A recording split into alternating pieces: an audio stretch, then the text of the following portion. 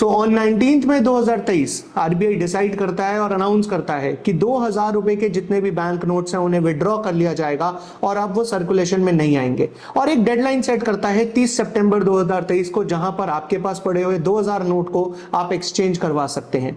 और इस पूरी काम को उन्होंने क्लीन नोट पॉलिसी का नाम दिया है कि ये part of clean note policy ही है। लेकिन इससे आपके माइंड में बहुत सारे सवाल उठते हैं जिसके आंसर्स करने का मैं इस वीडियो में कोशिश करूंगा। तो विदाउट वेस्टिंग टाइम चलिए शुरुआत करते हैं आज का वीडियो। नमस्कार दोस्तों, मैं सी रोहित सेठी इस वीडियो में आपका स्वागत करता हूं। दोस्तों, सबसे पहला सवाल आपके माइंड में ही आया होगा कि अगर मेरे पास ये 2000 का नोट पड़ा है तो क्या इसकी वैल्यू जीरो हो गई? The answer is no. RBI ने यह बोला है कि आप ये 2000 रुपए का नोट अब सर्कुलेशन में नहीं ला सकते। इसका मतलब ये हुआ कि आप इस 2000 के नोट को बैंक में जाइए और डिपॉजिट कर दीजिए, या फिर आप इसको एक्सचेंज भी कर सकते हैं। लेकिन उन्होंने एक एक्सचेंज की लिमिट रखी है, उस लिमिट के बारे में अभी हम बात करेंगे। बट फिलहाल आपके ये 2000 के नोट की वैल्यू जीरो नहीं हुई है, ये स्टिल एक लीगल टेंडर है। बट यस, आपको या तो इसे डिपॉजिट करवाना है या फिर इसे एक्सचेंज कराना है 30 सितंबर 2023 तक।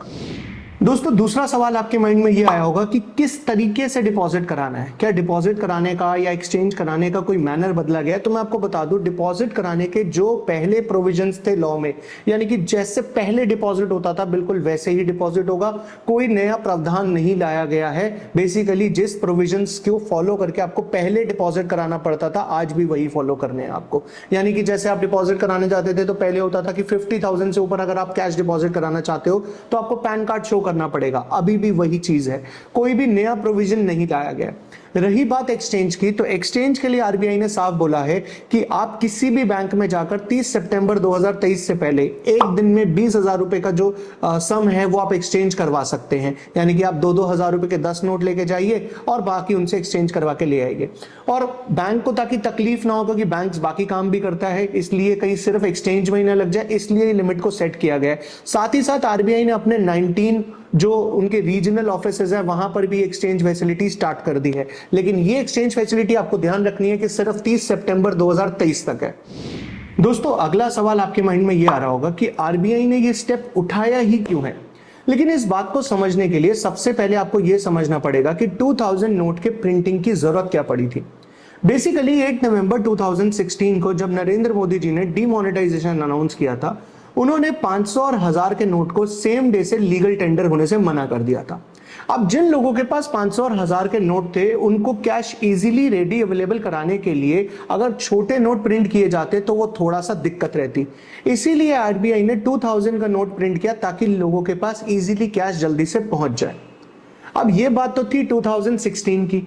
2018-19 में आरबीआई ने जो प्रिंटिंग थी 2000 के नोट्स की, उसको बंद कर दिया गया था।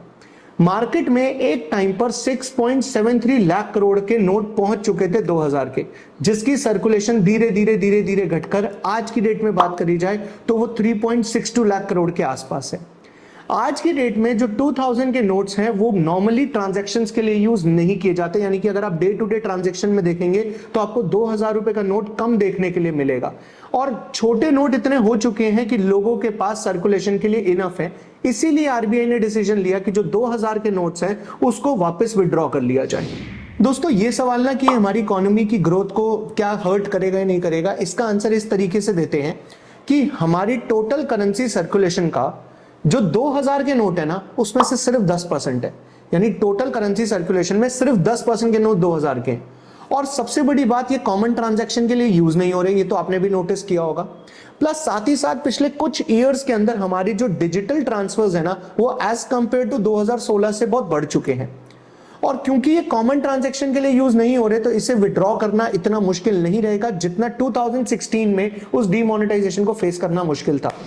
पर इससे दोस्तों आपका एक सवाल और उठता है कि अगर 30 सितंबर तक मैंने डिपॉजिट नहीं कराए, मैंने एक्सचेंज नहीं कराए, तो इस 2000 के नोट का क्या होगा। लेकिन उससे पहले मैं आपको यह आंसर दूं, अगर आप इस चैनल पर नए हो तो मेरे चैनल को सब्सक्राइब जरूर करें, और अगर आपके क्वेश्चन कोई भी रह गए हैं तो कमेंट बॉक्स में कमेंट करके जरूर बताइएगा। इस क्वेश्चन का मैं आंसर ये दूंगा कि आरबीआई ने इस बात को अभी तक क्लेरिफाई नहीं किया है, बट उन्होंने ये जरूर कहा है कि जिसके पास 30 सितंबर तक 2000 के जितने भी नोट्स हैं उसको या तो वो एक्सचेंज करवा ले या फिर वो उसको डिपॉजिट करा दे, ताकि वो सर्कुलेशन से हट जाए और वो आरबीआई उसे विड्रॉ कर ले। तो दोस्तों मैं आपको यही एडवाइस दूंगा कि 30 सितंबर से पहले पहले आप इस नोट्स को एक्सचेंज करा लीजिए अगर आपके पास है तो, या फिर आप इसे डिपॉजिट करा दीजिए। उसके बाद इन नोट्स का क्या होगा, तो ऐसा आरबीआई से एक्सपेक्टेड किया जा रहा है कि ये क्वेश्चन का आंसर आरबीआई बहुत जल्दी देगी। जैसे ही आरबीआई देगी मैं आपके साथ वीडियो लेकर आऊंगा। मिलते हैं दोस्तों नेक्स्ट वीडियो में। इस वीडियो को लाइक करें, शेयर करें, सब्सक्राइब करें। Bye bye, take care.